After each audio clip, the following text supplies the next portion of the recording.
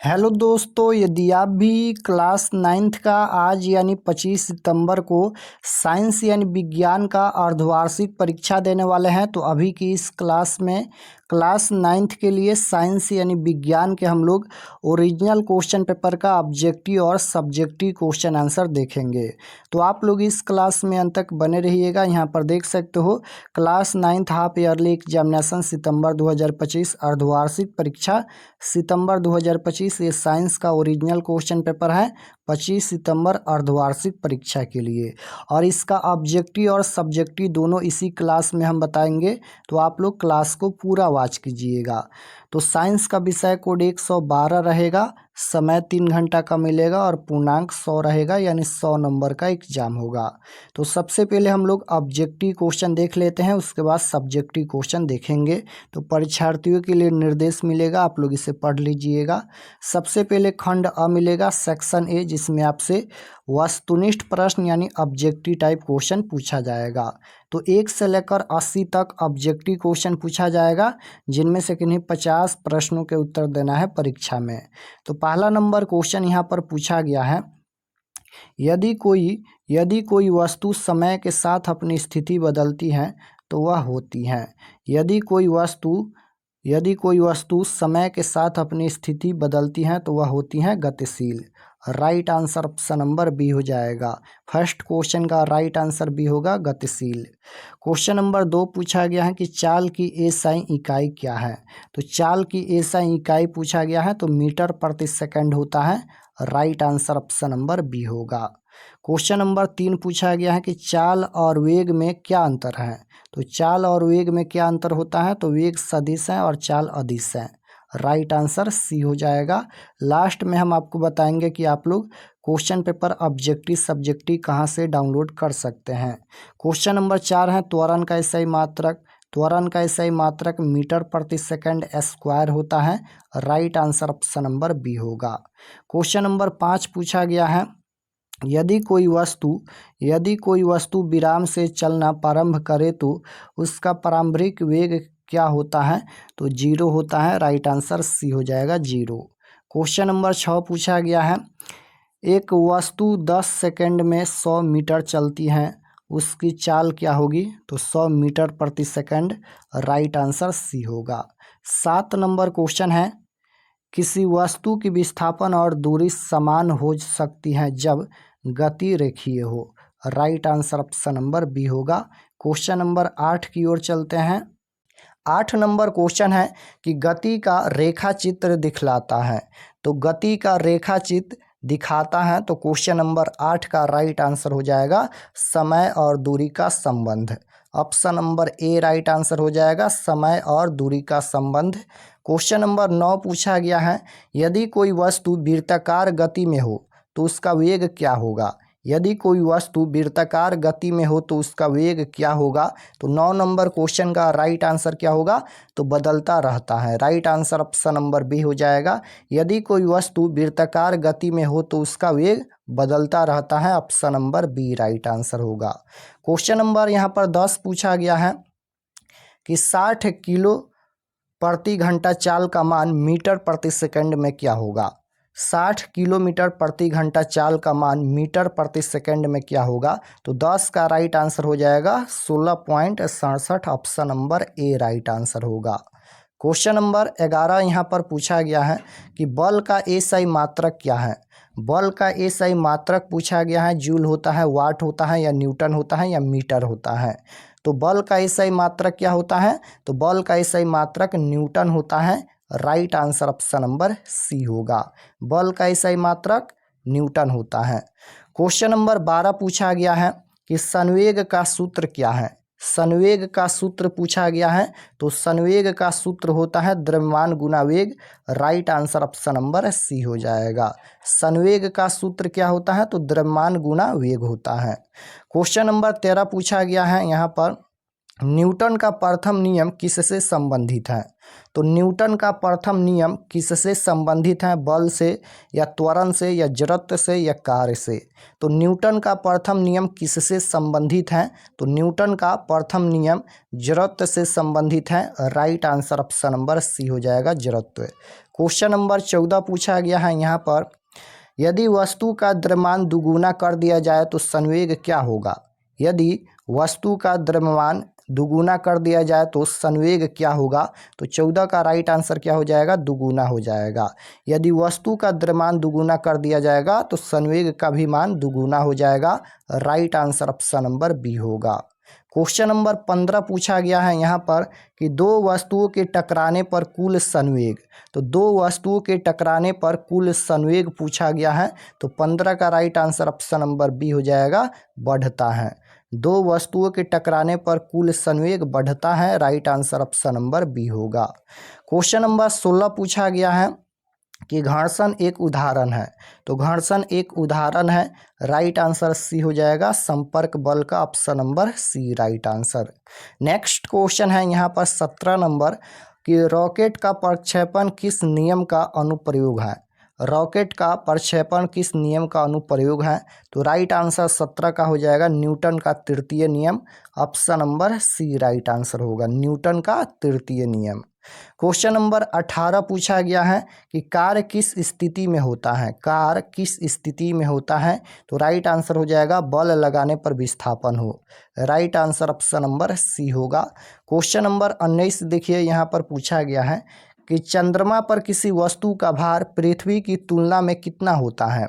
चंद्रमा पर किसी वस्तु का भार पृथ्वी की तुलना में कितना होता है। समान होता है या आधा होता है या दुगुना होता है या छठा भाग।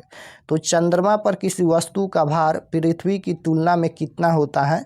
तो क्वेश्चन नंबर 19 का राइट आंसर हो जाएगा, छठा होता है। Option number D right answer होगा। क्वेश्चन नंबर 20 पूछा गया है, किसी वस्तु का भार पृथ्वी के किस भाग पर अधिक होता है।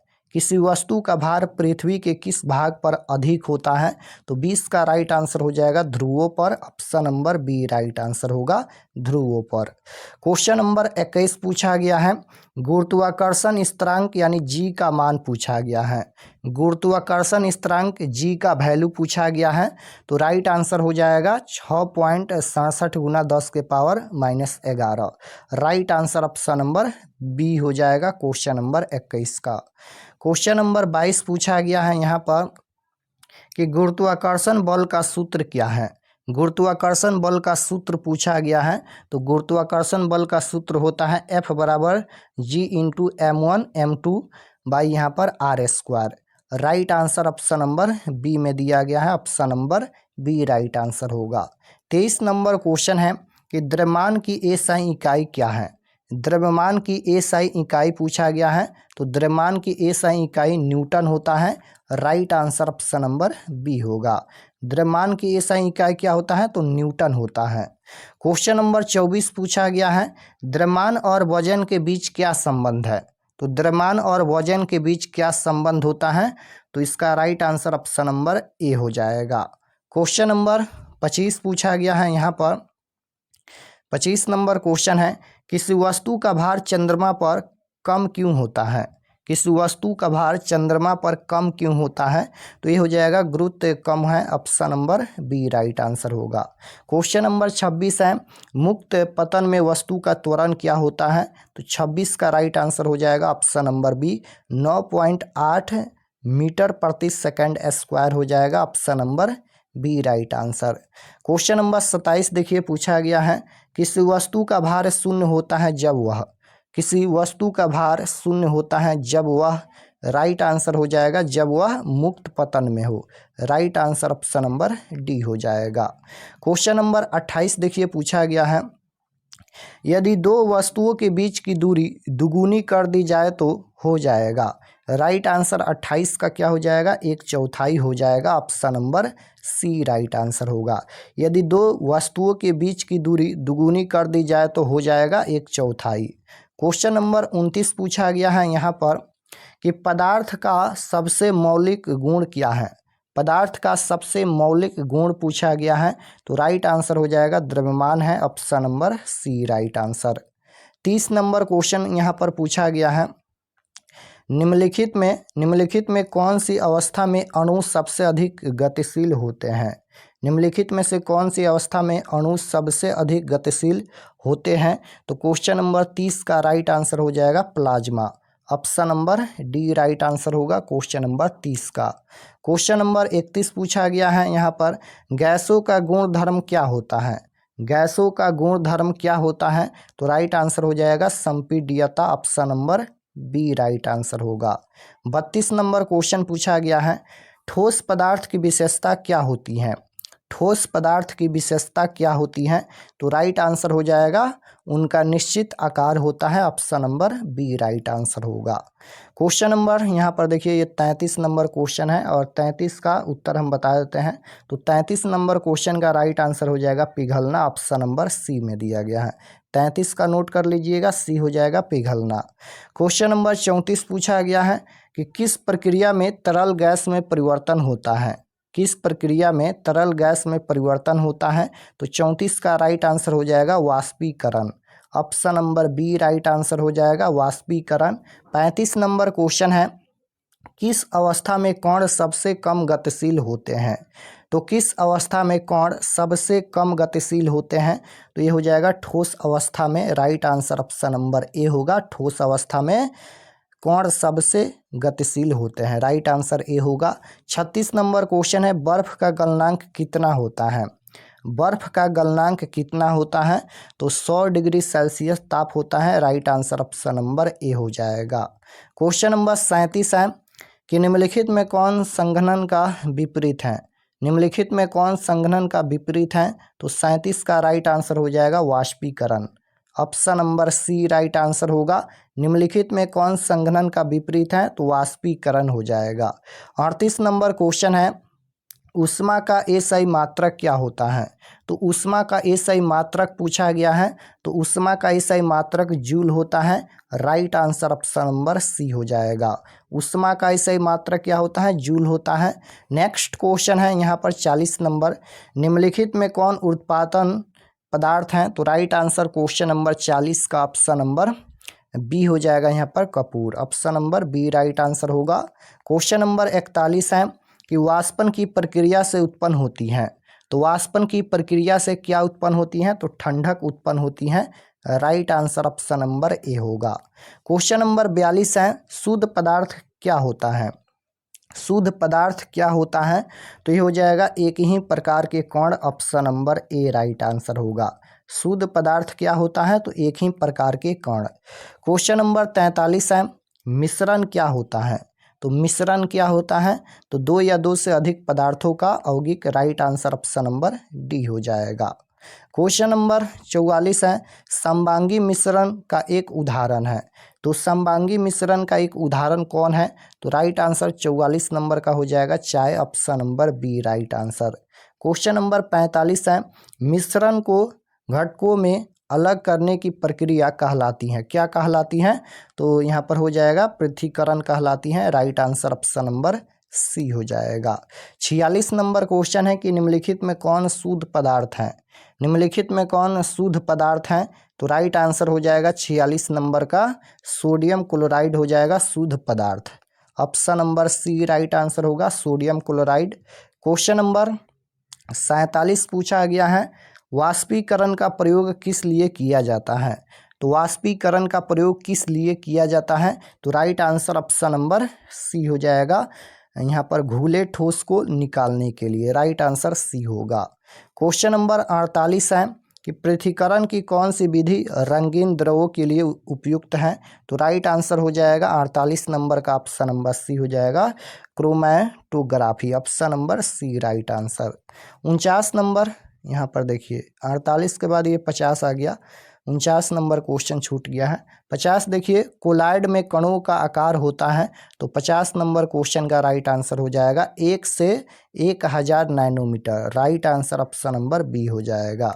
तो 50 क्वेश्चन का ही उत्तर देना है, हम 50 क्वेश्चन बता दिए हैं। अब चलिए आपको हम बताते हैं कि आप लोग ऑब्जेक्टिव सब्जेक्टिव कहाँ से डाउनलोड कर सकते हैं। और चैनल पर नए होंगे तो चैनल को ज़रूर सब्सक्राइब कर लीजिएगा। आपसे सब्जेक्टिव टाइप क्वेश्चन पूछा जाएगा। तो पहला नंबर क्वेश्चन यहाँ पर पूछा गया है कि चाल और वेग में अंतर लिखे, यही क्वेश्चन पूछा जाएगा। पहला नंबर क्वेश्चन है कि चाल और वेग में अंतर लिखे, तो यहाँ पर अंतर लिखा गया है। चाल क्या है, तो यह केवल गति की दर को दर्शाता है, इसमें दिशा का कोई महत्व नहीं होता है। वेग तो यह गति की दर के साथ साथ दिशा को भी बताता है। तो यहाँ तक क्वेश्चन नंबर 1 का आंसर आपको लिखना है। लास्ट में हम आपको बताएंगे कि आप लोग इसका PDF कहाँ से डाउनलोड कर सकते हैं। क्वेश्चन नंबर 2 यहाँ पर पूछा गया है। 2 नंबर क्वेश्चन है कि त्वरण क्या है। त्वरण क्या है, तो जब किसी वस्तु वेग में समय के साथ परिवर्तन होता है तो उसे त्वरण कहते हैं। जब किसी वस्तु के वेग में समय के साथ परिवर्तन होता है तो उसे हम लोग त्वरण कहते हैं। और त्वरण का SI मात्रक मीटर प्रति सेकंड स्क्वायर होता है, मीटर प्रति सेकंड स्क्वायर होता है। तो क्वेश्चन नंबर 2 का आंसर यहाँ तक लिखना है। बिल्कुल आप लोग तैयार कर लीजिए, यही क्वेश्चन आएगा। क्वेश्चन नंबर 3 यहाँ पर पूछा गया है कि दूरी और विस्थापन का अंतर, यानी दूरी और विस्थापन में अंतर लिखना है। तो दूरी और विस्थापन में अंतर यहाँ पर लिखा गया है। दूरी अदिश राशि है, दूरी क्या है, तो अदिश राशि है, जबकि विस्थापन एक सदिश राशि है। दूरी यहाँ पर अदिश राशि है, लेकिन विस्थापन क्या है, सदिश राशि है। दूरी कभी शून्य नहीं हो सकती है, दूरी कभी शून्य नहीं हो सकती है, जबकि विस्थापन शून्य हो सकता है। तो क्वेश्चन नंबर 3 का आंसर यहाँ तक लिखना है। उसके बाद क्वेश्चन नंबर 4 यहाँ पर पूछा गया है कि बल क्या है। बल क्या है पूछा जाएगा कि बल क्या है, और बल का SI मात्रक लिखे। तो लिखना है कि किसी वस्तु की गति अवस्था को बदलने वाला कारण बल कहलाता है। किसी वस्तु की गति अवस्था को बदलने वाला कारण बल कहलाता है। और SI इकाई यानी SI मात्रक न्यूटन होता है। बल का SI मात्रक क्या होता है, तो न्यूटन होता है। उसके बाद क्वेश्चन नंबर 5 देखिए, संवेग क्या है पूछा जाएगा कि संवेग क्या है। तो किसी वस्तु का संवेग बराबर वस्तु का द्रव्यमान गुना वेग होता है, और मात्रक kg × मीटर प्रति सेकंड होता है। तो अपने आप से भी आप लोग इसका आंसर लिख सकते हैं। क्वेश्चन नंबर 6 देखिए, पूछा गया है न्यूटन का प्रथम गति नियम। तो न्यूटन का प्रथम गति नियम लिखना है। तो इसका उत्तर लिखा गया है न्यूटन का प्रथम गति का नियम। तो जब तक किसी वस्तु पर बाहरी बल न लगाया जाए तब तक वह वस्तु विराम अवस्था में या समान वेग से सीधी रेखा में गतिशील रहती है। तो यहाँ तक इसका उत्तर लिखना है। उसके बाद क्वेश्चन नंबर 7 है, गुरुत्वाकर्षण का सार्वत्रिक नियम लिखे। पूछा जाएगा क्वेश्चन नंबर 7 में कि गुरुत्वाकर्षण का सार्वत्रिक नियम लिखे। तो इसका उत्तर लिखा गया है, प्रत्येक 2 वस्तुएं एक दूसरे को आकर्षित करती हैं। प्रत्येक 2 वस्तुएं एक दूसरे को आकर्षित करती हैं। बल यानी F बराबर होता है G m1m2/r², जहाँ G जो है वह सार्वत्रिक गुरुत्वाकर्षण नियतांक है। तो क्वेश्चन नंबर 7 का आंसर यहाँ तक लिखना है। उसके बाद क्वेश्चन नंबर 10 देखिए, आधा क्वेश्चन का ही आंसर देना है, आधा क्वेश्चन छोड़ देना है, यानी दुगुना क्वेश्चन पूछा जाएगा। 10 नंबर क्वेश्चन है कि पदार्थ क्या है पूछा जाएगा। पदार्थ क्या है, तो लिखना है इसका उत्तर, वह चीज़ जिसमें द्रव्यमान होता है और जो स्थान घेरती है पदार्थ कहलाती हैं। वह चीज़ जिससे द्रव्यमान होता है और जो स्थान घेरती हैं उसे हम लोग पदार्थ कहते हैं। उदाहरण के लिए जल, वायु, लोहा, ये सभी पदार्थ हैं। उसके बाद 11 नंबर क्वेश्चन है कि ठोस और गैस में अंतर लिखे। तो ठोस और गैस में अंतर लिखना है, ये क्वेश्चन नंबर 11 में पूछा जाएगा कि ठोस और गैस में अंतर लिखे। तो यहाँ पर पहला और दूसरा, ठोस का निश्चय आकार और आयतन होता है, जबकि गैस का न आकार होता है न ही निश्चित आयतन होता है। ठोस का निश्चित आकार होता है और आयतन होता है, जबकि गैस का न ही आकार होता है न ही निश्चित आयतन होता है। उसके बाद है कि ठोस में कण पास पास होते हैं, गैस में कण बहुत दूर दूर होते हैं। तो क्वेश्चन नंबर 11 का आंसर यहाँ तक लिखना है। उसके बाद क्वेश्चन नंबर 13 है। क्वेश्चन नंबर 13 है कि पसीना आने पर ठंडक क्यों मिलती है। तो पसीना आने पर ठंडक क्यों मिलती है, तो इसका उत्तर लिखना है, पसीना वाष्पीकरण की प्रक्रिया से उड़ जाता है और वाष्पीकरण के लिए ऊष्मा की आवश्यकता होती है। यह ऊष्मा शरीर से ली जाती है, जिससे शरीर ठंडा हो जाता है। तो क्वेश्चन नंबर 13 का आंसर यहाँ तक लिखना है। उसके बाद ये क्वेश्चन नंबर 14 है। क्वेश्चन नंबर 14 पूछा गया है कि समबांगी और विषमांगी मिश्रण का अंतर लिखे। तो पहला यहाँ पर है, समबांगी मिश्रण में सभी अवयव समान रूप से मिले होते हैं जैसे चीनी घोल। विषमांगी मिश्रण में अवयव असमान रूप से विपरीत रहते हैं जैसे रेत और पानी। तो यहाँ तक इसका उत्तर लिखना है। उसके बाद है कि नाभिक के कार्य, नाभिक के क्या कार्य होता है। तो इसका उत्तर लिखना है, यह कोशिका की सभी क्रियाओं को नियंत्रित करता है और यह आनुवांशिक जानकारी यानी डीएनए को संचित करता है। तो क्वेश्चन नंबर 20 का आंसर यहाँ तक लिखना है। उसके बाद ये क्वेश्चन नंबर 22 है। क्वेश्चन नंबर 22 पूछा गया है कि पैरेनकाइमा उत्तक के कार्य को लिखे। तो यह प्रकाश संश्लेषण, शोषण तथा संग्रह का कार्य करता है। दूसरा है कि पौधों को यांत्रिक यहाँ पर सहारा प्रदान करता है। तो क्वेश्चन नंबर 22 का आंसर यहाँ तक लिखना है। उसके बाद ये क्वेश्चन नंबर 23 है, रक्त संयोजी उत्तक क्यों कहलाता है। रक्त जो है वह संयोजी उत्तक क्यों कहलाता है। तो इसका उत्तर लिखना है, क्योंकि यह शरीर के विभिन्न अंगों और ऊतकों को जोड़ता है तथा पोषण और ऑक्सीजन का परिवहन करता है। उसके बाद ये दीर्घ उत्तरीय प्रश्न है। ये क्वेश्चन नंबर 27 जो है वह दीर्घ उत्तरीय प्रश्न है, 5 अंक में पूछा जाएगा। न्यूटन के तृतीय गति नियम को लिखकर उसे प्रयोग द्वारा स्थापित करें। ये क्वेश्चन पूछा जाएगा, न्यूटन के तृतीय गति नियम को लिखकर उसे प्रयोग द्वारा स्थापित करें। तो इसका उत्तर लिखा गया है, न्यूटन के तृतीय गति नियम के अनुसार प्रत्येक क्रिया के लिए एक समान और विपरीत प्रतिक्रिया होती है। इसका अर्थ है कि जब एक पिंड दूसरे पिंड पर बल लगाता है तो दूसरा पिंड भी पहले पिंड पर बराबर परिणाम और विपरीत दिशा में बल लगाता है और वे बल हमेशा दो अलग अलग पिंडों पर कार्य करते हैं।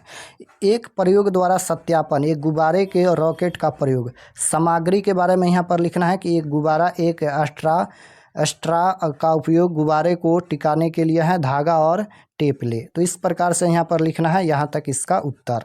उसके बाद क्वेश्चन नंबर 29 है कि गैस के विशिष्ट गुणों का उल्लेख करें। ये क्वेश्चन नंबर 29 में पूछा जाएगा कि गैस के विशिष्ट गुणों का उल्लेख करें। तो गैस के विशिष्ट गुणों में कोई निश्चित आयतन या आकार न होता है, पात्र के अनुसार फैलाना, कम घनत्व होता है, आणविक गति शामिल है, गैसों को आसानी से संपीड़ित किया जा सकता है क्योंकि उनके अणुओं के बीच बहुत अधिक खाली स्थान होता है, उनके अणु निरंतर यादृच्छिक गति में रहते हैं और अपने पात्रों की दीवारों से टकराते हैं जिससे दबाव बनता है। तो यहाँ तक लिखना है। उसके बाद मुख्य गुण इसके लिखना है इस प्रकार से।